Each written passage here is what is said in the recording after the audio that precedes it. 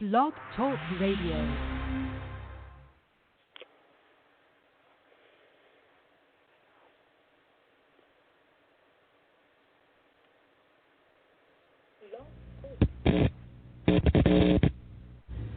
In the councils of government, we must guard against the acquisition of unwarranted influence, whether sought or unsought, by the military-industrial complex.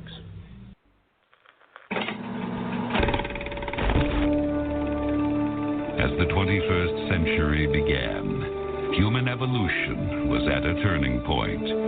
Natural selection, the process by which the strongest, the smartest, the fastest reproduced in greater numbers than the rest, a process which had once favored the noblest traits of man, now began to favor different traits.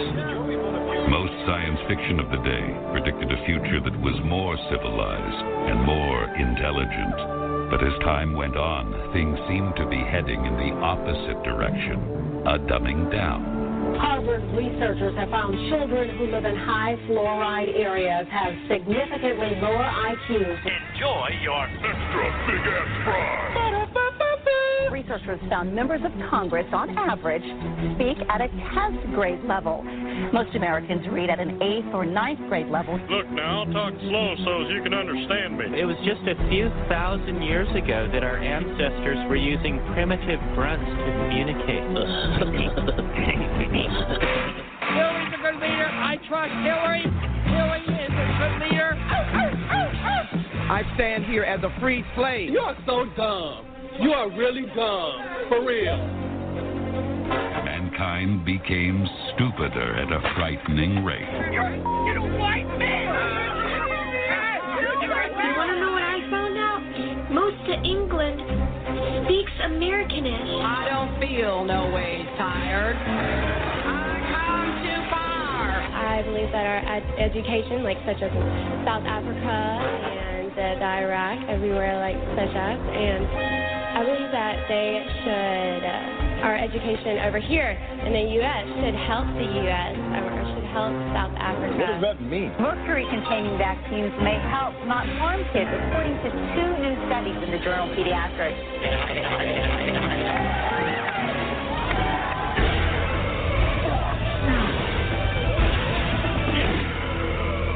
We now go live to Violence Channel correspondent Formica Davis at the Extreme Court with highlights on today's trial. Good to see you in this exercise in transparency and democracy. Is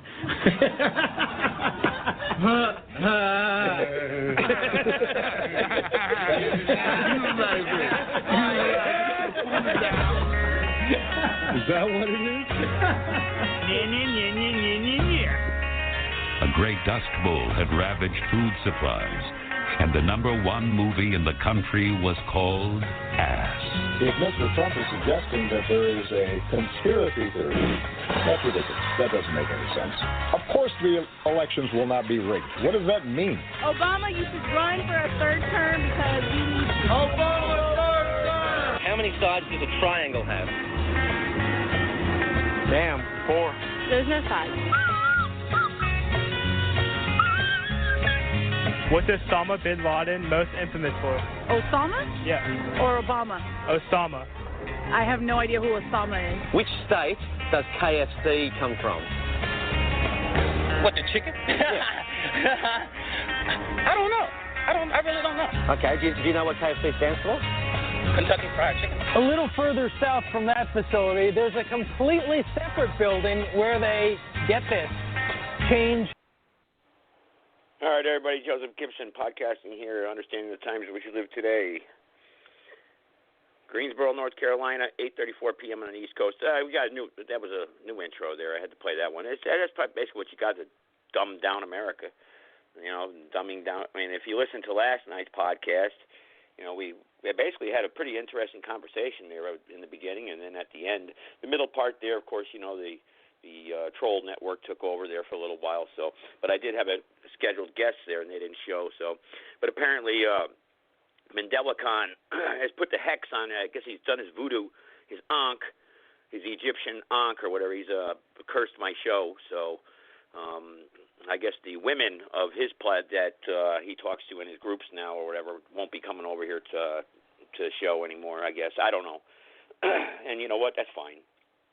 I mean, MandelaCon pretty much just basically for 6 years said the same thing over and over and over. His class action 567, whatever the hell that means. The People's Revolution. What people? Never addressed that. Never going to answer on that. The matriarch. We know what that means. Women, ruling over their men. But the grandmothers and the daughters are going to control the world's resources. They're going to take them back. And how are they going to do that, MandelaCon? No answer. Never. 6 years. The Ethiopian Empire. When has Ethiopia ever been an empire? And does anyone see Ethiopia ever becoming an empire again? At least not in my lifetime. I mean, and MandelaCon's a lot older than me, so I would say it's not going to happen. And we're a big ball of energy, and we're going to float away, and we're going to be good and come back maybe. Did he believe in reincarnation? I don't know. He didn't believe in that flat earth stuff either, I don't think. I don't know. But 6 years of that, and, he wants to go over there, and I guess because, we had a caller call in and I guess say some rude things to a female caller that was on the line. And this show is about that. It's open phones sometimes, and we connect people. I don't screen calls. We know that. You know that about this podcast. And if you guys are having a conversation with another caller, we just happen to go that route, and you guys start going at it with each other, I have no control over that, what that person says. Now if they get out of line and they continue on and on, I can mute them or hang up on them, but, they have to really push, because everyone, it's an open platform. Everyone has a right to say whatever they want to say. And they even attacked me. Well, last night they were attacking me. Did I hang up on anybody? No. I mean, it just happens. Sometimes I get attacked. So it's just the way it is. It's the way it goes. And that's, don't like it, get out. But I'm sure Jessica there. Jessica's in the chat room there. He got good riddance, MandelaCon. Yep, there you go. Right, that'll make Jessica happy. Good riddance, that MandelaCon. Yep, with his nonsense and his People's Revolution there. Class Action 567. Boy, where did he get that from? Class Action 567. Unbelievable. But so last night we were supposed to have the CPS people come on, and I guess they canceled, and haven't heard back from them. So that's fine. I mean, if they don't want to come on, that's fine. And if they don't want to talk about their cases, that's fine. That's okay. I'm sure there's a lot of people out there who've been on over the years that know we want you on here, and we want you to tell your story, and that's very important because getting it out there, getting that information out there, like Mike Hunt said last night, getting that information out there is very important. So, without further ado, I'm going to open up the phone lines, but I do want to read from my Citizens Rule Book here tonight, so I do want to do that before the show is over tonight. And basically, I'm going to cover the law of the land, because there's a lot of general misconception, about these statutes when they're passed by the legislators that they're the law, and we're going to go over that tonight maybe, just for a few minutes. So, but I'll open up the phone lines and we'll see what we get here tonight. 951, area code 951. Go ahead.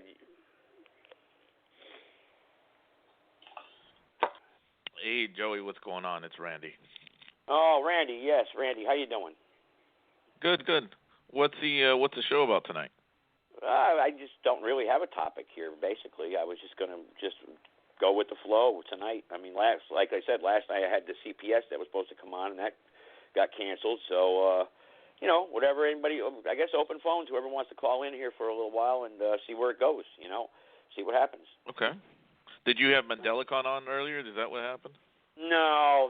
I was just talking about him. He's put the hex on this show. He's what has happened throughout the years is that I've gathered this crowd of individuals that have come on this podcast a lot, and MandelaCon's in that crowd, and there was some ladies that were in that crowd, and I guess they're mad at me because of you were on the call that night, as a matter of fact, the individual with Belinda and what's his name there? The guy pretends to be Dr. Peter Ventura. They were arguing back and forth, and they felt that was disrespectful, and I should apologize. I should apologize for what someone else said. So. They want you to apologize for somebody else's actions. Yeah, exactly. And here they are. This is the patriot community. These are the so-called patriots of social media here. You know, the patriot community. And what a joke, huh? Oh. You know, isn't that kind of like what the government's trying to do? Control us? They want me to apologize for what someone else did. Come on, man. That's socialism at its best, huh? I know it. I know it. You're right. That's fine. Hey, I see Doug's in the chat room, and he's upset that you hung up on him. Is that was he on the line a little bit ago? Yeah, well, he can call in now. I mean, what was he talking about last night, Doug? He was drunk, wasn't he, or hungover or something? No, he was drunk. That's typical. And not to belittle him, but Doug has problems. Doug has a little bit of problems. We all do, and we just have to be there to help him get through these rough times. Yeah. Well, it's rough. Yeah, and then the people in the chat room, I see what they're trying to do. Yeah, you're not going to goat me because it doesn't work. So what are they saying? Bridget is over. Yeah, nonsense. Come on, Ashley. But it's not true, actually. I hate to break it to you. We've kind of been talking a lot lately. So hopefully things will work out this Thanksgiving weekend. We hope. And hopefully get the family back together. Boy, that'd just kill a lot of the trolls out there, wouldn't it? It would just kill everything. What are your plans? What are your plans this Thanksgiving? Well, I mean, obviously, have the family get together and have Thanksgiving dinner, and it's a long weekend, and hopefully, things get resolved. See what happens. Hell yeah! I don't want to go into detail, but see what happens. If it happens, it happens. If it doesn't, it doesn't.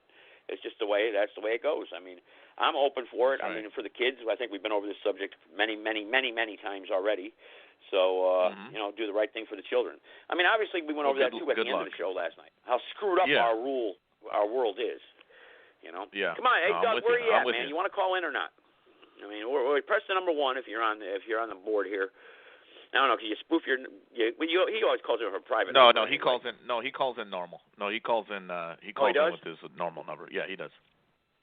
All right. Well, I don't see him pressing number 1. So, But Randy, I know. Go ahead. I'm sorry. Go ahead.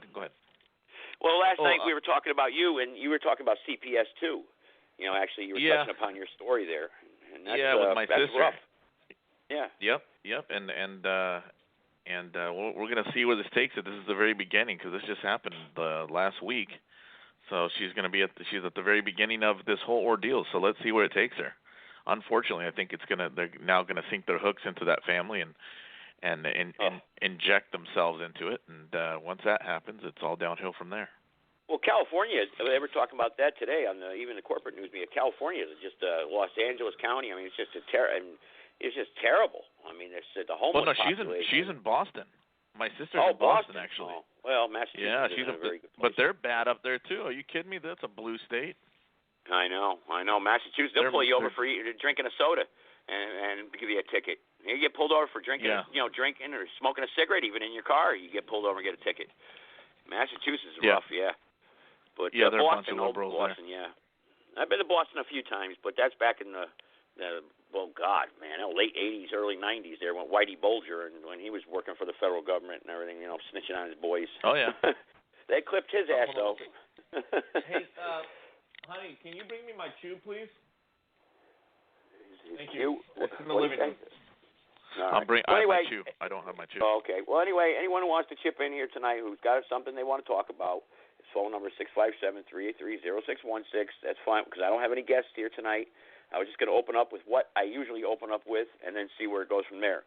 But, Randy, before we take any more callers or if anybody else wants to call in here, I was just told you I wanted to read from this book here real quick. It's a couple pages, so, because it's important. We were covering this last night a little bit, and I said the general misconception is that any, statute passed by legislators bearing the appearance of a law constitutes the law of the land. The U.S. Constitution is the supreme law of the land. And any statute to be valid must be in agreement. It is impossible for a law which violates the Constitution to be valid. This is stated as follows. All laws which are repugnant to the Constitution are null and void. And you go to Marbury v. Madison, Supreme Court decision there, where rights secured by the Constitution are involved. There can be no rule-making or legislation which would basically go against your constitutional rights. So therefore, if these legislators create like for instance, telling us that we have to wear masks, okay, or you can't have 10 people in your home on Thanksgiving. That surely must be a constitutional violation. I mean, come on, they cannot tell you how many people you can have inside your home. I mean, what are they going to do? Home inspections? Wouldn't that violate your Fourth Amendment? I mean, that's insane. It's insane that some of these states are like the Portland, the Oregon governor there. If you see too many people hanging out or whatever, call the cops. That's crazy. It's crazy, man. Did you hear that Gavin Newsom just? Go ahead. All right. Hold that thought. Hold that thought. Okay, go ahead. Hold that thought, Randy. An unconstitutional act is not law. It confers no rights. It imposes no duties, affords no protection. It creates no office. It is in legal contemplation and imperative as though it had never been passed. Okay? And you can go to, let's see, what's the case on that one? We'll go down here. Norton versus Shelby County. Another Supreme Court decision there.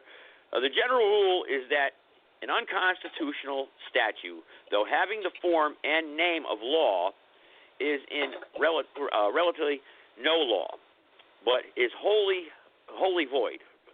That's what it says. And effective for anyone, since unconstitutionality dates from the time of its enactment and not merely from the date of the decision, so breeding it.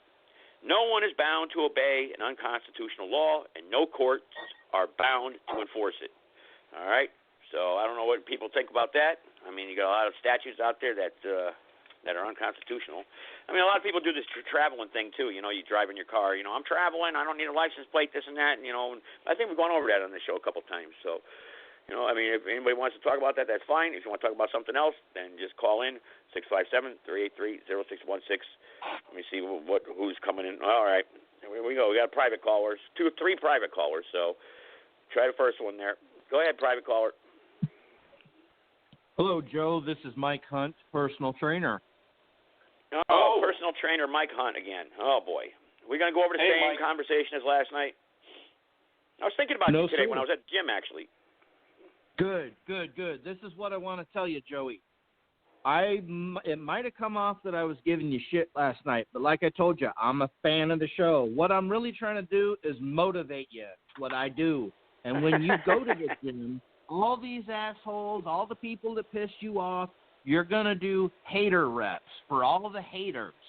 I'm fucking pouring gas on the fire to motivate your ass. So if it sounds like I'm giving you shit, you get in there, you get mad, you do your hater reps. Now, also, part of this workout routine, you're going to get up early every day, get some cardio, help keep that fat off your body, do a little bit of karate, martial arts, eat a meal with protein, do some weapons training. Then you're going to watch your news propaganda, whatever right-wing garbage, you know, get your news fix, eat another meal, go right into verbally abusing the spouse, because we don't take shit from women, okay?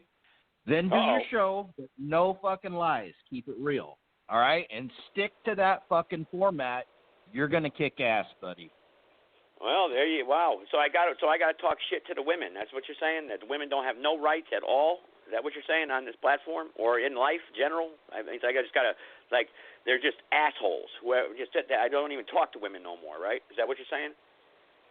No. Sometimes it sounds like you're a little bit of an ass kisser when it comes to women, but most of the time you don't. It sounds like you don't really take shit from women, and that's one of the things I admire about you, all right? On this platform, you have some of those goddamn women come in, you kiss ass a little bit there, but I try not to hold that again, but hey, I'm keeping you honest.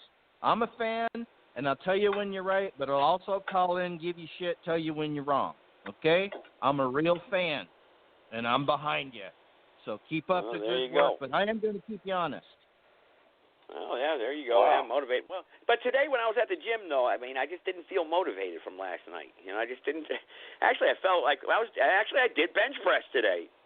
And you know what? I was like at 190. I was at 190, right? And I got to my 5th rep, and I just couldn't get it. I was like, oh. And I was like, man, I just felt weak today. You know, it was my 3rd set, 5th rep, and I couldn't get the 5th one up there. And I just put it back on the rack and moved over to doing the upper shoulders there. You know, did shoulders and upper chest basically. Good. So, I appreciate your honesty. Now, Randy, is there a Randy guy there? Yeah, I'm here. Now, let me ask you, Joseph was just honest with me about what he benched today. What did you do? Did you get off your fat ass today and do anything, or just sit on the couch? Jesus Christ. I worked. I don't know where this hostility is coming from, but I went to work, and, yeah, I guess you've been talking to J-Bull. I've gotten a little heavier, but, no, I didn't work out. I just worked a little. Right. That was it. Well, let's stay motivated. Joey, I'm proud of you. You got in the gym today. You were honest. Hey, you didn't have a good workout. You had a shitty workout. But that should light the fire. Next time you go back, do a better job. You know, put some music in your headphones. You know? Yeah, you're right. You're absolutely right. Yeah. Hey, is that anything else that can motivate me, you think, maybe? What should motivate you is assholes like this Doug Kosoff. He's putting in the chat room. Oh, yeah, I won't even repeat what he's saying. Is that guy on the phone? Put him on. He's a jerk. Yeah, he don't have the balls to call in. But I think that we played that song for him. We got a lot of requests for this song. I think I got it here. So it's about a minute and 20 seconds long. Did you miss that song last night? It's called The Idiot Drunk. So I think that's what is this Kosoff or that? Yeah, that's just for him. We'll play that one for him. We'll play that. All right.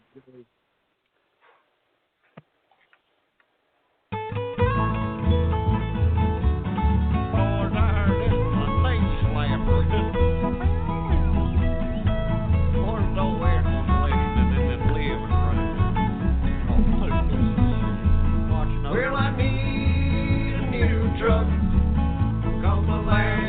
Years in the lake, it was all clean and everything, but I've got to set my damn paw straight. He forgot to set his paw straight. What an idiotic mistake, but another thing that's dumb, he forgot the beer in the trunk. Well, I need a new dog, cause the last one was in the trunk. He was my best friend. I hope someday we can make it. He forgot the dog in the trunk. Damn, he must have been drunk. What must he been thinking while he was his truck just singing? There you go. That's for Doug there. In case he missed it last night, but you know we played it at the end of the show, so that was good, you know. But hey, Joey, what happened to the chat room? I don't know. We got a chat room tonight, though. There it goes. Yeah, I came back. Yeah, the chat room's open. It went blank for a second, but no, they're. Oh, really? Oh, okay. They're here. Like not Doug afraid. Got better things to do, faggots. That's what Kosoff says. Yeah, it looks like Doug's just berating everybody in the. Yeah. See, Ashley's in there. Doug. John Connor. Who's John Connor? All right. I'm not sure. Wait, Jesco's still in there? I don't know. We need Jesco to call in. I like his views on women, where women should be in our society. That's that'll piss anybody off. He's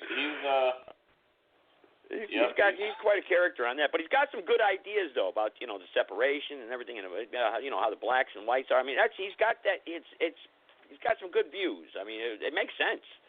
I mean, I'll tell you what. What do you think about this Biden winning, Jessica? I don't think I talked to you since the election, but if Biden's over, I mean, man, we're in trouble. You hear what they're doing with the Second Amendment now? If you own an AR-15, any semi-automatic weapon, $200 to register each magazine, over 10 rounds, 10 and above, and I think you got to register the weapon too, or something. Or you got to provide a copy of your driver's license. I don't know. It's like all kinds of crazy stuff, and or you could sell it back to the government. That's it. So you're gonna turn them all in. That's it. Your Second Amendment's gone. That's on Biden's website actually. So I mean, that's it. This is your new world order coming right your way right now. So it's up to you how you want to address it. I mean, I don't know. John Connor is Randy. Oh yeah, okay. I don't know who John Connor is. I don't know. I don't pay attention to the chat room too much. Koskov. Who's saying that? Okay? I don't even look at the chat room half the time, actually. I just looked at it because Randy told me to look at it. Yeah. You know, well, that's not me. What a dumb fuck. I don't know what the hell are you talking about, but we were talking about how it's going to start set off. Remember last time we were talking about how it was going to set off, basically, this revolution, or how they're going to start rounding people up, actually. And Mark Konorki, he gave a good example of how it's going to set off. So I'll play that right now. And then, guys, if you guys want to call in, like I said, I'm only going to do an hour show here. If I have to go over the hour, I will, but I don't really want to. No, I always like to, I don't have no guests. So let's see. How is it going to start? Anyway, I want to say thank you to our friends there. Real quick, I'm going to read the prologue. This is from Battle for the Republic, Dance of Swords. So when and how would it start? Everyone knew that the conflict was at hand and that the open battle for the Republic was about to begin. The Dagger War had been raging for many, many years, with victories and defeats on both sides. Some had thought that Waco would be the boiling point, but had not gone as any had foreseen. The 90s had had its skirmishes, and the militias had performed well, but restrained themselves in the hope that some other solution would present itself. It had not. With each passing day, the pressure continued to build. The globalist agenda had been based upon lies, and the people knew it. Some were still trying to formulate a peaceful solution, but the system had its own plan, and treachery was the centerpiece of that plan. With the first blade drawn and blood spilled, there would be no turning back. In a time of its own choosing, and at a place no one had expected, the Dance of Swords would begin. That's a nice abbreviated way to explain to you when people ask me, I've had this happen, well, how do you think it's going to start? That is whenever I'm in private, conversation with people, and a lot of you listening know this because I've spoken with you, the first concern is, how will it start? Well, let me walk you through it, because it's going to happen this way, and we don't get to pick the location, but the goofs are going to pick somebody they want to attack. It's that simple. They're going to try, and most likely, although you never know with, like I said, we're on a sliding scale. But let's just stay between 60 and 90 days into the next year. The bat faggots combined with whatever Homeland Security bottom feeders, mostly mercenaries, are going to pick somebody that they're going to decide they want to use as an example. That action is going to be a face-off, and it's going to actually, initially be casualties for those who are surprised. It's going to happen that way. They're going to get caught off guard a little bit, but not much, because everybody can sense it, feel it, taste it, touch it. And what's going to happen is people are going to call on others, and there's a lot of people who are going to mobilize. The other side's going to do the same thing. Oh, and they have all their technology, but trust me, we're pulling out all the stops, and we have all of ours. At some point, there's going to be a column of goofs in black uniforms, idiots, mostly pea-brains. In fact, 99.9% pea-brains, in their spiffy little black uniforms with all their spiffy little alphabet letters on them. And that column of Suburbans and Labs and other nonsense are going to face off at an intersection. They're going to bump into each other by accident, mostly. And it'll be a column of militia, mechanized or light mechanized, and armed up, already cock-locked and ready to rock and roll. And the bottom feeders in the black uniforms will be screaming their profanities, and they'll be screaming and screaming and screaming, and the other side won't be screaming a whole lot. And somebody's going to pull the trigger. And there's going to be one hell of a popcorn exchange. It's going to, from a distance, it's going to sound like somebody opened up the popcorn pan from hell, okay? And when it's all said and done, there will be no turning back. I want you all to be ready for that. Notice I didn't shout about it. I didn't scream about it. And there's none of us that are in the militia community that will be surprised by it. There are none of you in the Patriot effort that should be surprised at it at all. Now, some will try to talk themselves out of it, and some will think they can make a deal. There are no deals with the devil. And when that happens, then all of the game plans, all of the nonsense the enemies thought to plug in will be for naught. And then the sky's the limit. Because one of the things that everybody has learned by watching what has happened over the years is in this game it's going to be use it or lose it.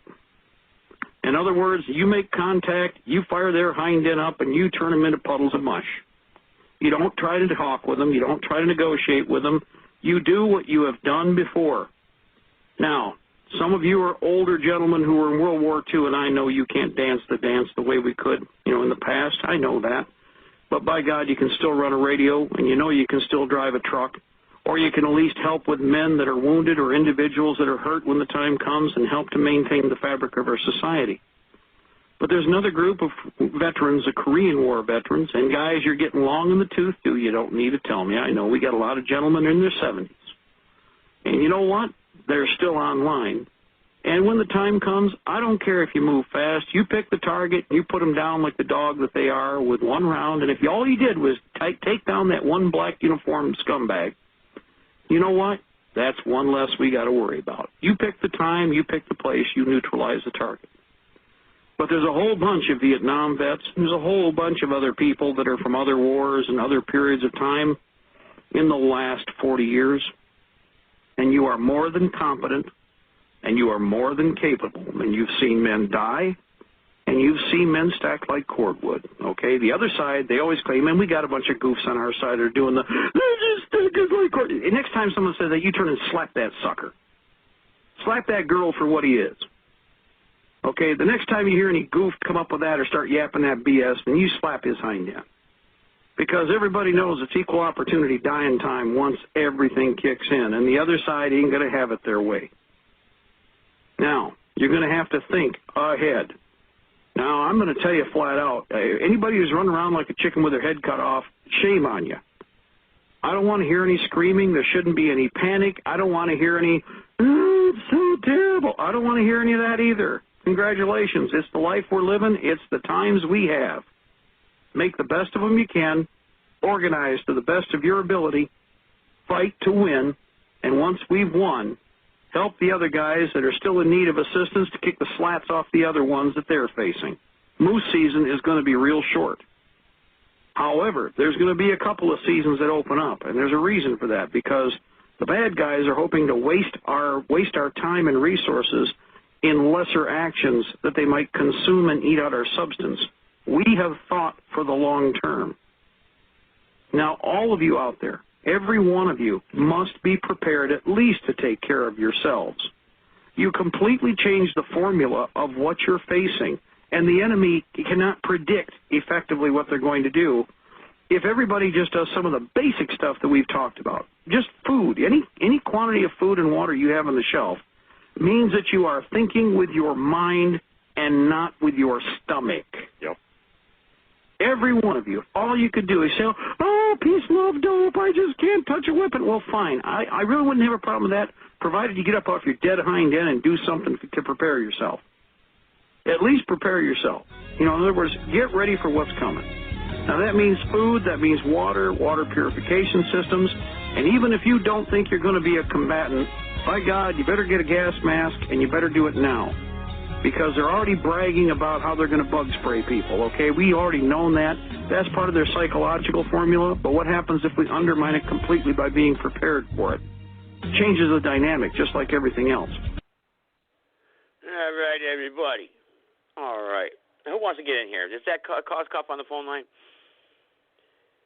I mean, hopefully some people took heed to that message there. I mean, when shit happens, I'm going to tell you right now, that message right there, you should know better.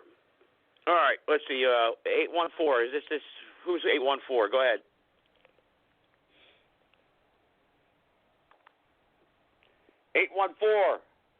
Go.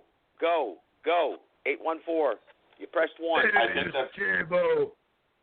Yep, that's J-Bo. How you doing, all right, Jay? J-Bo. This is J-Bo. Yeah. Just bench press 500 pounds. Doug, if you think you Doug, can are do you that, okay, man? Joe, think my aunt can do that?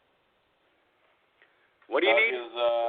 Doug's on looking for Doug. 500 pounds. This is J-Bo. 500 pounds? That's a lot of weight.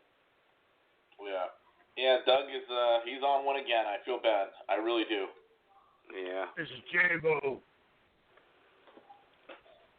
Doug, come on, man. You said you got 28% on your phone, so you should be almost dead by now. J-Bo, J-Bo. Yeah. Unbelievable. That's what Unbelievable. Yeah, that's what happens. I mean, that's what happens when I don't have any guests. I don't do anything. I do this live stuff, and I get these clowns here. I'm your guest right now. You're my guest? Okay. Tell me, what do you do for a living? You're not going to cut me off, are you? What do you do for a living? No, I'm not going to cut you off. What do you do for a living? I lift weights, and I'm an MMA fighter. What do you do? No, I think I do the interview. Lawnmower and weed eaters? Smoke crack and do lawn mowing? Is that what you do? So you lift weights, you said, right? That's what you do? Not so weights. MMA, you said? Weight. All right. What kind of beer do you drink? Probably the cheapest stuff around, huh? Oh, yeah. I don't drink beer. Probably the cheapest stuff there is. I bet Doug's asshole is so tight that if you could fit a toothpick up it, if you could, you wouldn't get it back. That's how tight you are, Doug, I bet. This is J-Bo. I don't know what you're talking about. I got a poem tonight. Mike, the hermaphrodite. Mike. Yeah. I think Mike's still here. Mike, you still here, Mike? I don't think he wants to talk to you. All right. Mike, are you still on? Everyone wants to talk to J-Bo. Come on, everyone wants to talk to J-Bo. Well, we asked you a question and you don't want to answer it. So what kind of beer do you drink? I don't drink beer. I answered the question. Hey, Doug. What do you drink? Why don't you put in the wax out of your ears with a Q-tip or something? With a Q-tip or something? Oh, boy. What's that sounded like race. That sounded racist, actually. What do you drink? I don't drink. You don't drink at all, huh? Water. So you're just mentally retarded automatically then. All right. Drink straight Tabasco. This poor guy's a waterhead. Yeah. I tell you, I don't know. You're drunk. Everybody's saying in the chat room you're drunk. So even the Mike's saying you're drunk. You got make sure you believe your chat room because they never lie about anything. Well, then see, what do I do now? I believe him or I don't believe him? Telling you the truth, right, Joe? Well, what do I believe? What do I believe then? I just believe that the stuff not about you or about me. I mean, what do I believe? Do you tell the truth or not? Believe your chat room. They never lie to you about anything. This is J-Bo. Well, I don't know. Wow. I tried to help you out. I know. Tried to help Doug out too before, but he was too drunk all the time. I'm gonna have to start making sure I get some guests on here because this conversation goes sour real fast, you know. But what do we got here? Let's see. Should we play the Mad American? Is that what we have on there? Is this the Mad American? Hang on. Are there any other callers? No.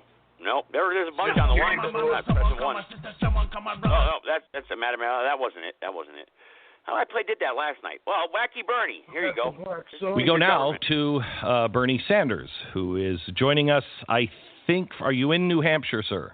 I'm in Vermont. And you're Vermont is the people's New Hampshire. Right. New Hampshire's the 1% of Vermont. I would never step foot in New Hampshire until the primaries. Okay. Well, welcome to the program. Thank you. It's good to be here. I would like to say hello to you and to your listeners, specifically the ones who make less than $47,000 a year. Those are the hardworking Americans that I'm here to represent. Thank you, Glenn. Yeah. Well, what about the other people that are making 50, 55, even 100,000? Oh, you mean the Rockefellers of the United States that are sucking wealth out of the middle class, the hardworking middle class that's composed of people that work in coal mines and chimney sweeps? I have nothing to say to those people. Yeah. So, what exactly is why do you think you've connected to the people so dramatically now? I think we're finally awaking as a country that wealth is entirely dependent upon theft. And they're understanding that the way to handle it is to either take the money of rich people or potentially break them into smaller organs in pieces and redistribute them to the masses. And I am the only person that wants to actually take blood out of Jeff Bezos and resupply it to other more hardworking people. You actually want his blood? Yes. Yeah. That way, at that point, because you have access to the bank account if you have blood. Not a lot of people know that. But there was a law in the 70s that if you get somebody else's blood, you have some recourse to their checking account. I don't think that's true, sir.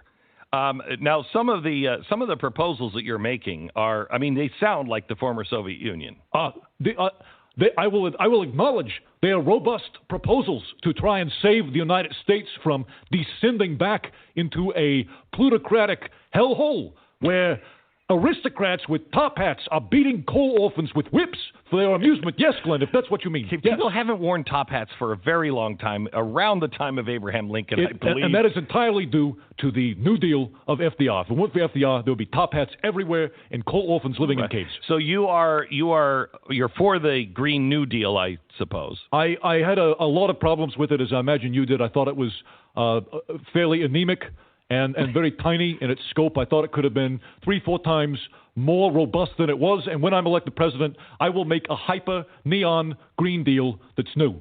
A hyper neon new Green Deal. Okay, and what's in that hyper new Green Deal? Thank you, Glenn. I appreciate that. I know you and I don't always see eye to eye. Yeah, however, I appreciate being able to spell out the policies. These are important to the working people of the United States. Okay. The number one thing, Glenn, is Medicare for all. Now, I know what you're going to say, Glenn. You're going to say, how can the United States afford to pay for Medicare for all of the people of the entire planet Earth? And I tell you, we have enough money to do that, and it is unconscionable Wait a minute. that the wealthiest country in the history of the world can't give health care to everyone on Earth. So you want Medicare for all, for everybody. For everyone on Earth, and if there are other planets that have life, we will also give it to them. But right now, everyone on Earth. Okay. So do we have borders in your world? Yes, we do. We do have borders because you have to be aware and conscious of rich people from other countries. You have to be able to stop them from coming in.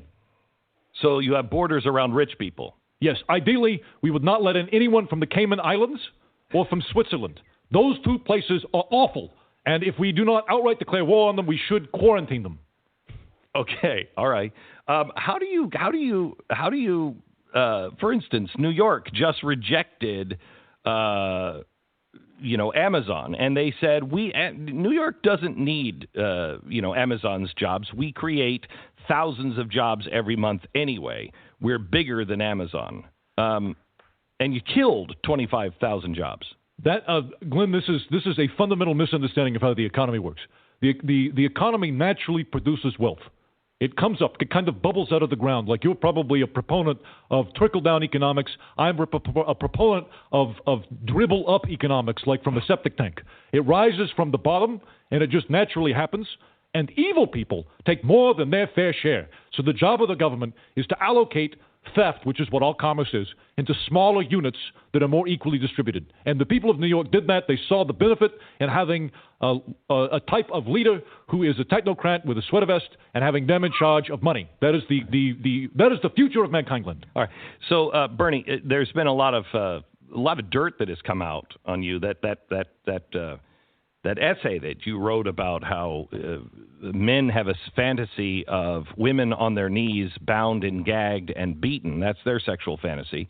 And women, they're fantasizing about being raped by 3 men at once. Glenn, that essay was a long time ago. I believe that was 1973, which is also the last time I had sex. Right. I have not had any relations since that time. I believe I should be expunged due to the good behavior that I've had. Of not having any sex? None at all. None at all. And until everyone's having an equal amount, I refuse to engage in carnal relations with any American. All right, Bernie Sanders there. That's Bernie Sanders there with that's Bernie Sanders interview. Just that's what you're going to get basically. That's what this these socialists there. But where did Doug go? He took off on me, huh? Doug hung up. We got a couple other callers here that want to join in. So go ahead. We got about 15 minutes left, I guess. So go ahead. Go ahead. 314. Hey, could I ask you a question? Sure. That wasn't for real, was it? No. Oh my God. No, that wasn't for real. Yeah, my heart is beating. Yeah, it was close to my heart is beating 200 miles an hour. Yeah, I had you going, huh? See that? Yeah, it did. But I'm going to say something, though. The conservatives has got to, I'm sorry, we got to get out and fight. We got to get people registered. We got to teach our children, our young people, because they don't know they're being taught from the emotional things that's going on in life with music and dance, and entertainers are telling you how to. We have to do better than this. And like what we're seeing, could you ever imagine 10 or 20 years ago that you would see something like what's going on now? I know I couldn't. I couldn't either. No, I agree. I was thinking, you know what? You kind of like read my mind in a way. It's weird because I was sitting there in my chair today, this morning actually, drinking my coffee in the morning, and I'm sitting there thinking that same exact thought. I said, imagine these cell phones, all this technology, everything, and how people are acting. 20 years ago, we would have never, ever acted this way. We never thought we would have progressed downward spiral like we are now this way. I mean, I remember the Reagan years. I remember Carter. Mm-hmm. I mean, but not like this. I go back further than you do. Yeah. Actually, I remember. Actually, of course, I was. Well, Kennedy, not Kennedy. I was living when Eisenhower was in office, but I was a kid. But I remember Kennedy very well. But the thing is that America, and see, there's been this asserted effort to destroy the fabric of the United States. It's been going on for some time. But when you first in the mix of it, you don't pay no attention. But now when you look back, seeing how things has changed, something is like males wrestling females on high school teams. Who in the heck would have thought about that, back in the 1960s? But it's Lord. here. Yeah, wow. Yeah. and well, you sure, see these check other this out. things.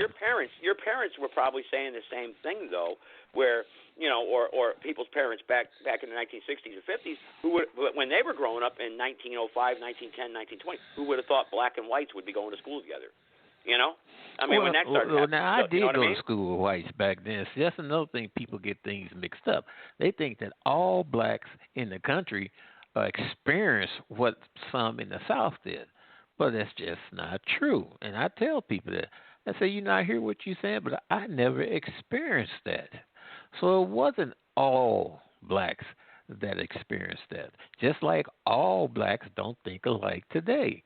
You got blacks that's supportive of number 45. And guess why they support it? Because of the issues and the policies that he put out there. And my goodness, I'd be damned. He's put as many in place. Those that he didn't, he sure in the hell did try. And that there is one thing that you don't see very much of out of a particular politician, especially at the top. You got that right. But are you worried now? But with the Biden, I mean, Biden gets in. They're saying Trump's not going to concede. They're saying it's not going to happen. That Trump's not going to concede, and he will be actually the president. That's what I heard. And I reported a lot of stuff the past couple of weeks that have come true. But if it doesn't happen, we're more divided than any other time in history, other than the Civil War period. I mean, are you worried about that? I tell you what, we need to be divided. We can respect, but we don't have to accept. I didn't have all these things. I never pushed my way onto somebody, but being the conservative that I am, I get called names. I'm black too, all kind of names that you're black, and you support a conservative. They lie on you, say you're Republican. No, I'm conservative. I have voted for conservative Democrats before, but that line has to be drawn until you get your stuff together. That's right. You're absolutely correct. I mean, it's just, sir. If I can ask a question, are you a black man? I'm a natural born black American, United States citizen, sir. There you go. All right. Hey, Well, but I'm going to tell you something else. I want you guys to look out for. Look out for mass shootings, because that's going to be the spark that's going to make the Democrats want to come take all our guns. Look out for that happening. I don't know. I hope it don't, but just keep your eyes open. Yeah, you know what? You are so right. That is because Biden's got on his platform. I talked about that earlier. Actually, the said how they want to register the guns, the magazines over 10 rounds, $200 a piece. I mean, it's just they want to come for the guns. You're absolutely correct. And once they disarm us, we are sheep being herded to the slaughter. You got that right. We got to keep them guns, man. That's the last. The ultimate authority in this country. Yeah, while I got you on the phone though, look, Chicago. There's no, it's against the law to own a gun there in Chicago. But 700 murders, only 2 times in the last 40 years it's gone over 700. It's gone over 700 today. 700 You know murders. what How it do you is? stop that? I've been keeping track since Memorial Day. Memorial Day weekend, the 23rd through 25th of May, up until last Thursday, which is 180 days. You have had 2,899 blacks shot by other blacks in those 180 days. 413 murders, no white police shootings. Yeah. Wow. 2,800. The media don't report it. No, who couldn't report 2,899? Hell, your chances of getting shot is greater than winning the Illinois Lotto, and they don't have the money to pay you. You got that right. You got that right. But anyway, fellas, I Bill, appreciate the chance to contribute to the show, and I'm gonna let you guys get on back to your show because appreciate it's it. out Thank of you. time. Appreciate your comments. I don't have much time left here actually, but I appreciate your comments. I'll take a couple other callers, see what we got here. 978 had a few callers drop. Go ahead there, 978. Go ahead.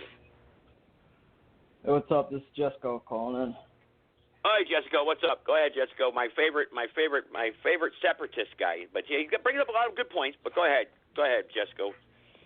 I appreciate that, Joe.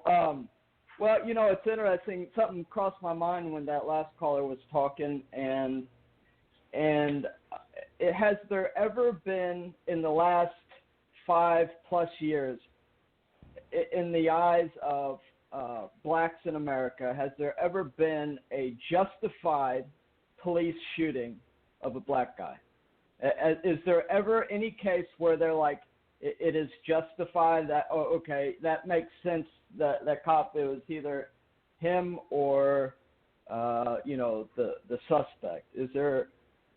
It seems like every single time something happens, it's like, how could this happen? They're just out here, killing us like crazy. But, they kill more, the cops kill more white guys, and, and no, I agree. A lot of the times numbers it's justified. Sometimes not. Yeah. Well, the numbers do reflect that, but more neighborhoods are poverty stricken and that are black, predominantly black. Now that could be because of the liberal policies, that are in there. Feeding them with the food stamp welfare program, aiding. I don't know. I'm not black. I don't live in those communities. I sure would like to listen to somebody who would talk about something like that.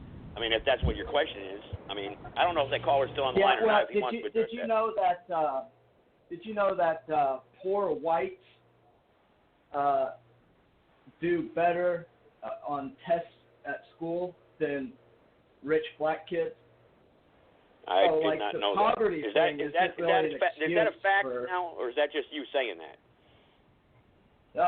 That's what it is, and you can also look at white communities that are really rich and really poor, and the crime rate is going to be about the same. That's just how it is. I here in North Carolina, I don't know. We got these, white trash, I'll call them that, neighborhoods, and they're not really. I mean, I don't know. I'm not too sure about that one, but it's a good question to ask. I mean, I don't want to turn this into bashing blacks, the show. I mean, that's not what it's about. But what's your point? What are you trying to get to?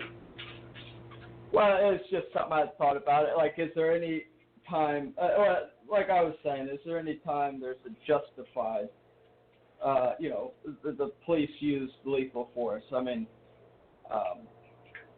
yeah, it sucks that it has to be that way with cops and everything, but I mean, what can you do really? So, well, really, if you ever watch any of the videos of like these these stops, police stops or whatever, it's like it's just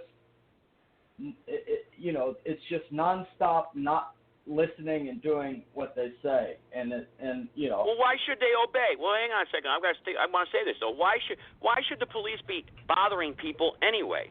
Why should I pull over a car full of black people or white people, for that matter, and harass them? Yeah. This is America, you know. I mean, unless you see them doing something wrong, you know. Right. And what is wrong? Agree. What is I wrong? agree. You know. Yeah. No, I agree. I don't like, you know, getting messed with by them, and you know, but they'll pull you over, and they'll pull you over and stuff if you're in a you know, in a bad neighborhood. And let me tell you something right here, Jessica. When I was 16 years old, New Haven, Connecticut, okay, Front Street Projects. I'm down there scoring weed. I'm 16 years old, driving my 1967 Mustang. I'm a white guy in an all-black neighborhood, okay? Only white guy there, sticking out. White cop, Italian cop, probably the mafia, probably paid off, something, whatever, pulls me over on Front Street there, okay? And you could look it up, the street, it's real, New Haven, Connecticut. And he pulls me over, he goes, well, you're out here scoring your nickel bag, huh? What are you buying, crack? What are you buying? You know, he pulls me out of the car, punches me in the side of the ribs, robs me, okay? And, you know, I'm a white guy. And he says, sit down there, back in your car, and don't move or I'll shoot you. Goes back to his car, sits there for a few minutes with my driver's license, you know, in his hand, comes back with a seatbelt ticket. Back then, the seatbelt tickets were like $15, okay? That's what I think it was, $15. He says, here's your ticket for your seatbelt. Now go back to Wallingford. Now, because I'm from Wallingford. That's all white town, you know? So that pissed him off that I was down there, and I was a target because I was white. You know, and the fact of the matter is, he pulled me over. I was doing wrong. Now, imagine if I would have fought against that cop and he would have shot and killed me. You know, would everybody be up in arms? Whoa! You know, I was doing, you know, I cooperated with him, but what happens if I didn't? Would I be in the right? No, I was in the wrong. I was doing something wrong. You know, I mean, drugs are illegal. That's, you know, I mean, should they be legal? Well, that's whole another argument. But they were illegal, and I was doing something illegal, and he saw me, and I stuck out like a sore thumb. Now, reverse that. Now, a black guy in an all-white neighborhood, same thing happens. Now, that black guy is shot or beat down to death. I mean, is that right? No. So that's what's happening. Well, I think that's what the message is. I don't really see that type of thing happening. You know, if there was you know, a lone black guy getting beat up and, you know, injured from a mob of white people, that would be, you would know all about it, and you would know about it night and day. It's just well, today you would, but years ago you didn't. I mean, yeah, blacks were chased down, beaten. I mean, you know, I don't know this. Like I said, I don't know if the caller is still on the phone line or not. He grew up during the Kennedy Eisenhower era. But yeah, I'm still on the phone line. Yeah, you want to comment here on what this caller is saying and what we're talking about, if you don't mind, please?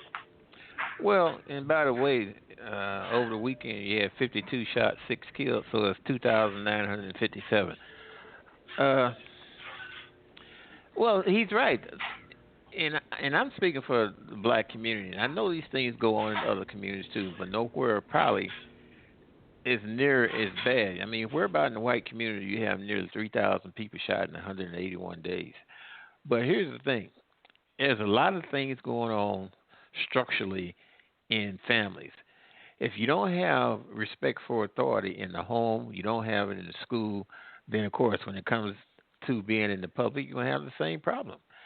And with these heightened activism that's been going on since, you know, actually before that. But now you got what you have. And people really don't understand. I mean, people are really ignorant. They think it's one national police department across the country that's controlled by the White House. That's not true. There's over 18,000 police authorities in this country, and they all are controlled by their own particular municipality. So I think you're not going to go to Clear Falls, Montana, and tell those people to tell your police officer to stop beating people over the head if they need to be beat over the head. It's not going to happen. You should control your police department in your own community. And also, stop criticizing the police so much and tell the citizens that have court in the court and not on the street. That's Well, that's a good point. What do you think about that, Jessica? His point that he just made right there. Yeah, he made a good point about the fact of the matter is, and this goes for every single race of people out there, whether you're black or white or Mexican, whatever. Most groups, most races are their own worst enemy. And like if families are not staying together, if husband and wives aren't staying together,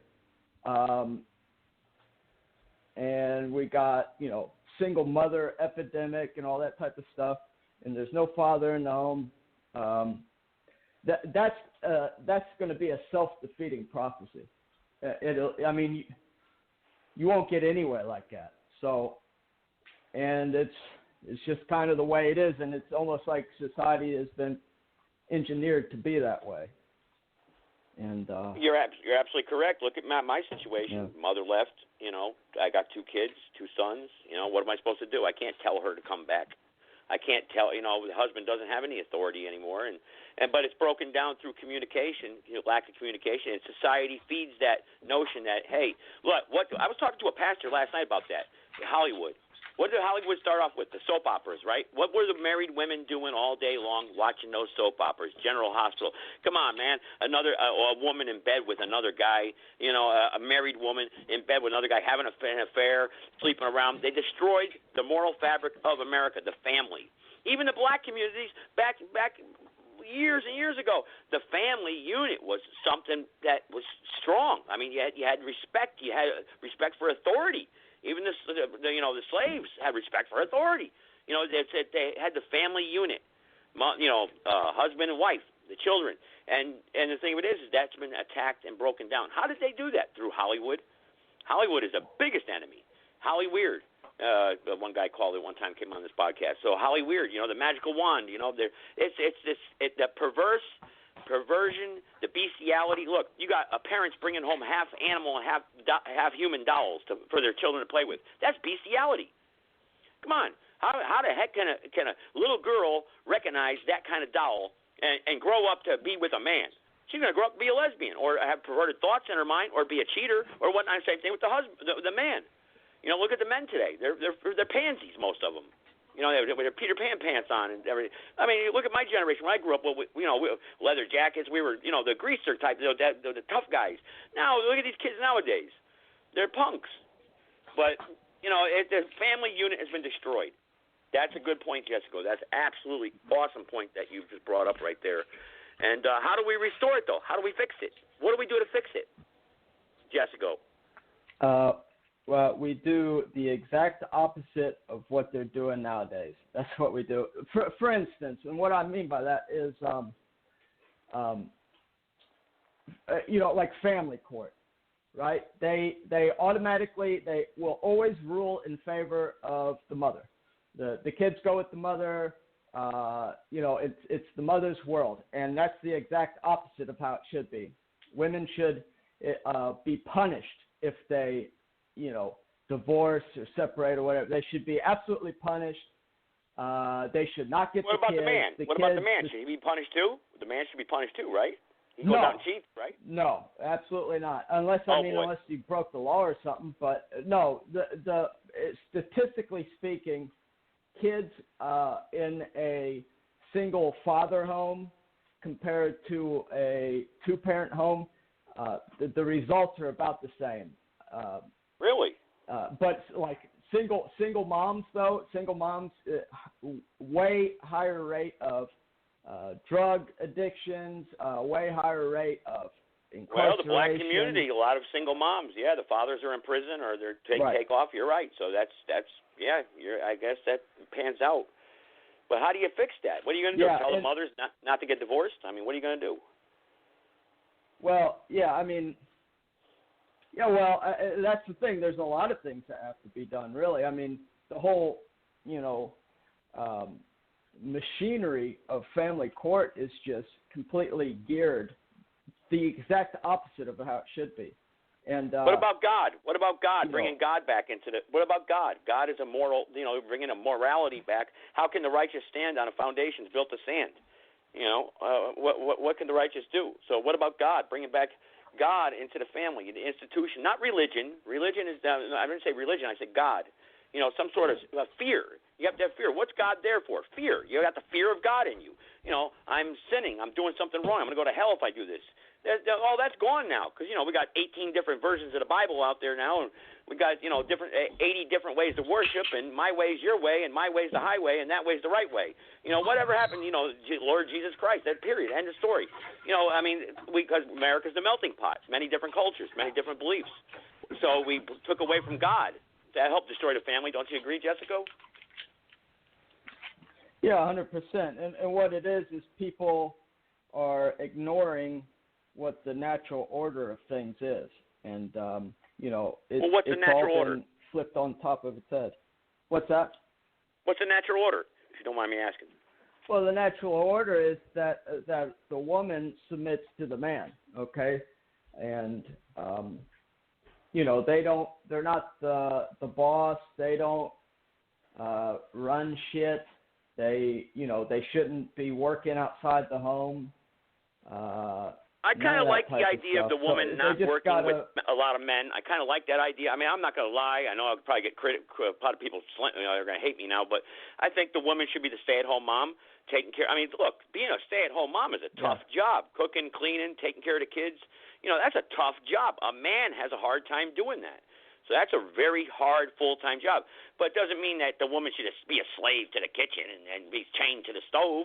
The husband has to have some sort of responsibility, Jessica. You got to love your wife, right? You got to take care of your wife. But the fact of the matter is, though, they, their first duty in life is to make children, make a home. And that is what's going to truly give them contentment and fulfillment in their life. Not these careers, not when they go LARPing as like a police officer or an EMT or a lawyer or an accountant. They're just playing dress up. They're just playing dress up, and they're going to be left empty and unfulfilled. And what they need to be doing is, making a family and being there with the kids and, building strong bonds with the family members. And, that's what's going to get them true contentment. See, most women these days, they think happiness, is like, a dopamine rush or something. But true contentment is like a glow type of a thing. It's like a like Proverbs says, every wise woman buildeth her house, but the foolish plucketh it down, with her hands. So, I see what you're saying, that she's in charge. She builds a house, but at the same time, when she builds her house, what do you do? Neither shall a man put on a woman's garment, we got men out there dressing to be women. What about the man problem out there? We got to address that too.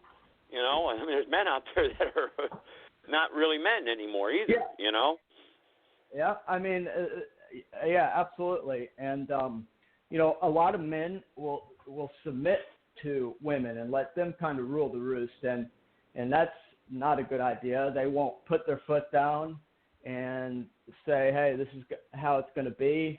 And, that's not good either. But the question of it lies this. We can analyze. We know the problems. Look, all of us know deep down inside that what you're saying, Jessica, is true, that a woman should be at home nurturing the children. We should be training up our children with a husband and wife. We all agree that family is the best thing to do. How do you fit? What's the ultimate answer? What do you do? There's not just one answer, obviously, but I'm just saying, how do we change the course that we're going towards right now? Or is everything that the Bible says is true, that, look, when we're going to hell. The world's going to be destroyed. We're destroying, this is the prophecy. Are we going to have an awakening? How do we fix it? How do we reverse what's going on? Because everyone asks that. Like, I get a million emails all the time. Can't you come up with answers to the problems? Because that's the title of my show, Understanding the Times in Which We Live Today. Is there any answers? That we could apply out there?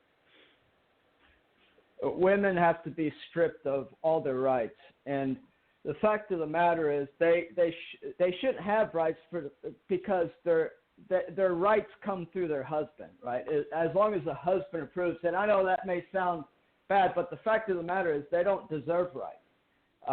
And them being able to work outside the home, that should be illegal. And really, there may be like special circumstances where women could work outside the home, like if there's a hardship or something, but those would be few and far between. And, a lot of things just need to be made completely illegal.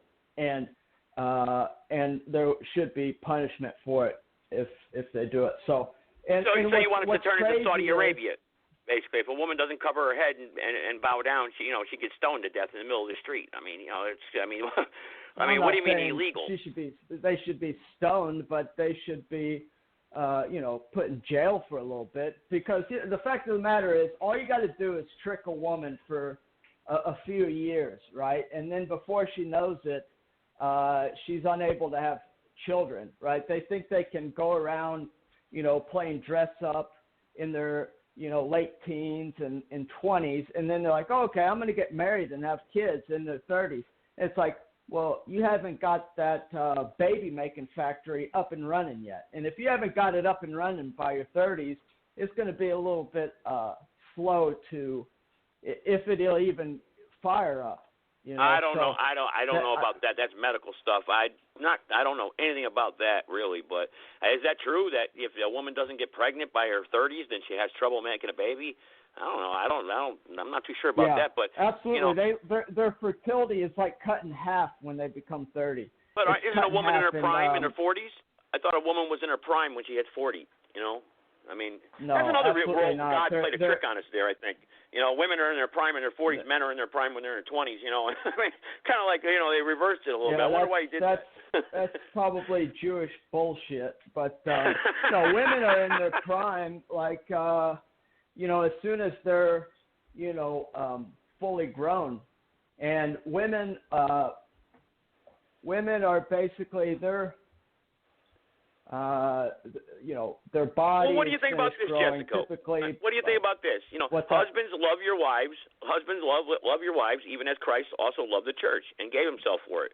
Wives, submit yourselves unto your own husbands as unto the Lord.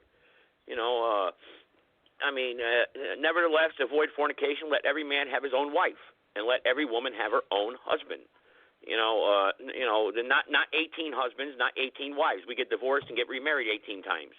That's another thing too. I was told that in my custody battle.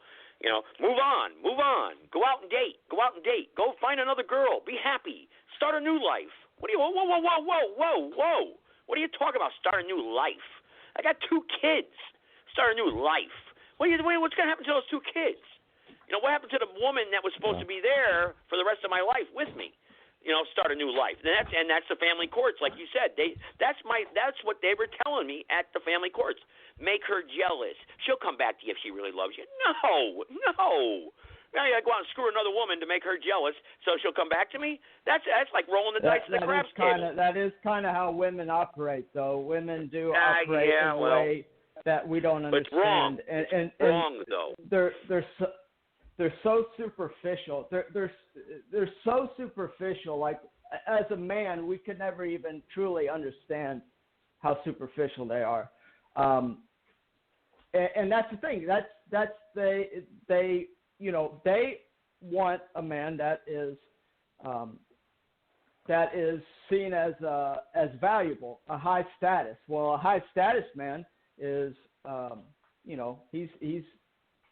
he's knee deep in pussy, right? So that's a player. They call him a player. The more you get, the more you get, the more you're going to get. It's just the way it is. That's what they say. But that's wrong as a man, though. It says, but I suffer not unto woman to teach, nor to usurp authority over the man, but to be in silence. And that's a lot of women get offended by that verse, but that's true. And that's talking about the house and the church and worshiping. People don't know how to rightly divide the Bible, but let not your heart be troubled. Ye believe in God, believe also in me. For the husband, is supposed to love his wife, basically, and the wife love their husband. And where's the one where where the man leaves the father and mother there. That's a good one, actually. But that's the problem is we got kids nowadays. They got to be, living at home until they're 40 years old because they can't. And that goes to the economy and everything else. But I'm just saying. I don't know where that conversation goes, Jessica, how you're going to solve the problems of the world there or how we're going to solve those problems of immorality and how the family's been destroyed, basically. I mean, like I said, I always ask for answers because a lot of people listen to this podcast and I would get like tons of emails asking me, well, why didn't you ask this? Why didn't you ask that? So I asked it tonight, what's the solution? And I don't think putting women in jail is going to be the solution, though, Jessica. I really don't. No, honestly, what I would suggest to people, what I would suggest to a young man if they were asking me, my advice if they're getting ready to get married, I would seriously, if I was that young man getting ready to get married or something, I would say you need to go find a lawyer and you need to write up some sort of prenuptial type thing, but it basically needs to spell out that she forfeits all of her rights and that she cannot do anything outside the home without the husband's approval. That's really, truly the only way it could possibly work. So you're giving men a club and a baseball bat, basically, to beat the hell out of their wives and keep them locked in the house.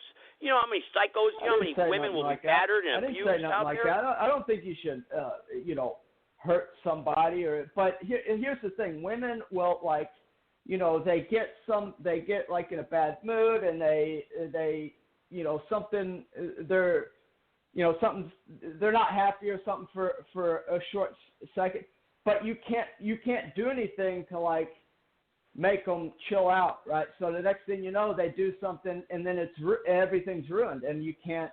And it's like you can't. Well, what would you like to do to make them chill out? What would you recommend to make them chill out, like you said, or make them calm them down when a woman is having a bad mood or something? The fact of the matter is women and children make rash decisions that have, careless rash decisions, and it will ruin it will ruin things because women don't really have as much leeway to go around and. Well, kind of like my situation, right, Jessica? The mother took off with my two children, left. We all know the show back in May, and and then I went through the family courts where they just trashed me. I was the biggest terrorist in North Carolina because I had a radio show with my son on. But so the woman makes an irrational decision. But you know what? The bottom line is this. You know what? She did what she did because she felt it was the right thing to do. And the courts should have done the right thing by nurturing us and putting us back together, not dividing us and separating us. And you know what I mean? With an order of separation, saying you have to stay away from her now, or you're going to be arrested, no, the courts should have put counselors involved, or it made us been put together to iron out our differences because we already have two children together, and that's a marriage, and then before God, and we should have done the right thing. That's what should be done. That's an answer right there. But you said, like you said, the courts. That's a good, and not forcing people to not be together. Promoting it. Because what did I say earlier? TV promotes it, the movies promote it. Have a good time. I have 8 girlfriends, like you just said earlier, Jessica. I have 9 girlfriends. I'm like a cool guy now, right? I'm a tough guy now, right? I mean, that's not right. I've never believed that growing up. I never. When I was in high school, I dated one girl at a time, and that was it. I mean, I had a lot of girlfriends, but I'm just saying I dated one at a time. I didn't have 9 girlfriends at the same time saying, "Look at me," that's not right. Well, I mean, I just don't. Well, the fact of the matter is, you don't want to become a slave to your lusts and your desires. That's no good either. And the fact of the matter is, women. I heard someone put it this way, and it blew my mind because it's so simple and makes so much sense. But women are sex dealers and men are sex addicts, right? So that's why premarital sex is such a big thing, is because women use it to control the man, because now he's all like under a haze of addiction, and now she can kind of control him with the premarital sex. That's one of the reasons why it's not good to have sex before marriage, right? Now, how would And, you stop that? That'd be impossible. For instance, again, back to my relationship. I meet her. Well, we're be grown strong, adults. We have not sex fall before for we're it. married. A law against the law? How would you enforce a law like that? I mean, kick down people. I mean, No, what are you I said men shouldn't fall for that trap that women set that's out impossible, man. You're tasking men not to lust after women. That's crazy. That's insane. Obviously, Well, any natural man is going to say, "Look at that marriage. woman. I want her." That's what men are. Women go by what they hear. Men go by what they see. Right? Well, you gotta be able to control your desires and your lusts. I mean, if you don't do that, kind of hard to do when you're standing in the grocery store aisle and you got every freaking hot-looking girl in the world standing there writing on a magazine, right? Or you turn on the TV and then you got, right? You ought to look up. There's a thing called the marshmallow test, but it's basically an experiment in delayed gratification. And they do it with kids, and they tell the kids, you can either have like a little marshmallow right now, or you can wait and have 2 big marshmallows later, right? And it's just like a delayed gratification type of a thing. So there's benefits. Now, if, say, we lived back in the pioneer days or something, and we had a big harvest in the fall, and we had all this food. Now, would it be very smart to just, hey, we got all this food, let's eat it all up. Let's all have a big old feast and eat it all up. Well, that would be dumb, because now you're going to starve in the wintertime, right? So you save it. I mean, you can it and you preserve it. Hey, so you have, I agree. Enough to get you through. And your wife should be a virgin when you're on your wedding night. Yeah, that's awesome. I like that idea, actually. I would be all for that too. Yeah, but the problem is that I'm 16 years old, and you know what I mean. Or you're going out on a date. The guy isn't going to wait, man. Neither is the girl. It's not going to happen. It's just not going to happen. Well, they have to. They have to. If they want any sort of a decent marriage or a life, because the statistics are very clear, and if a married couple has premarital sex, the likelihood of it ending in divorce is huge. Now, if they wait until marriage, the likelihood of them staying together is going to be huge too. So there's really something to that, and it's actually, honestly, women really can be so it's more than just being a virgin. That's one thing, but that doesn't make it to where, she's suitable because she's a virgin. Because really, women can be ruined by way less. They could be ruined because by, of the way they dress and everything, the provocateur type of thing, They could be ruined by a friend or a cousin that has a bad attitude.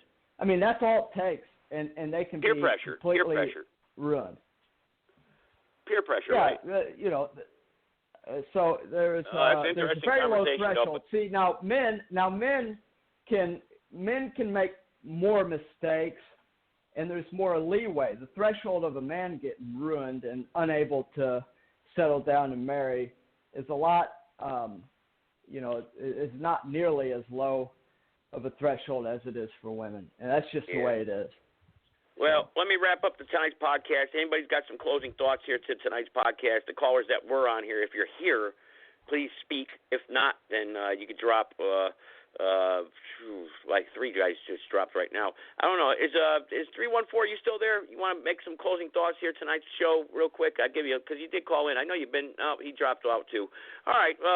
He's called into this show before, and he's a pretty good guy. He sounds like a very intelligent individual, and he brings a lot of good comments to the podcast. And he says a lot of knowledgeable things. So I kind of like the way he speaks.